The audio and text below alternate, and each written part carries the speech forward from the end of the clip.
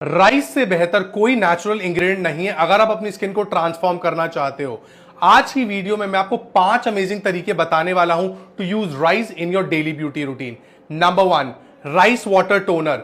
Rice water fill करो आधा एक स्प्रे बॉटल में और आधा फिल करो रोज वाटर, और जब जब अपना फेस वॉश करते हो उसके बाद इसको स्प्रे करो। ये पोर्स को टाइट करेगा और स्किन को हेल्दी रखेगा। Number 2, skin brightening face mask. 2 चम्मच राइस फ्लोर, उसमें डालो 1 चम्मच हनी और दूध और एक स्मूथ सा पेस्ट बना लो।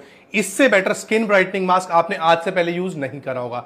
Number 3, skin brightening face scrub. 2 चम्मच राइस फ्लोर और 2 चम्मच एलोवेरा जेल को मिलाकर आप अपने लिए best ever blackhead clearing scrub ready कर सकते हो। Number 4, rice water ice cubes. एक आइस ट्रे में फिल करो राइस वाटर और उसकी आइस क्यूब्स बना लो। जब भी फेस डल फील करे इससे अच्छे से मसाज किया करो। Number 5, rice face brightening jail.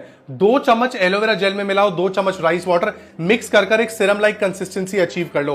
तुझको भूल जाऊं कैसे, माने ना मनाऊं कैसे, तू बता।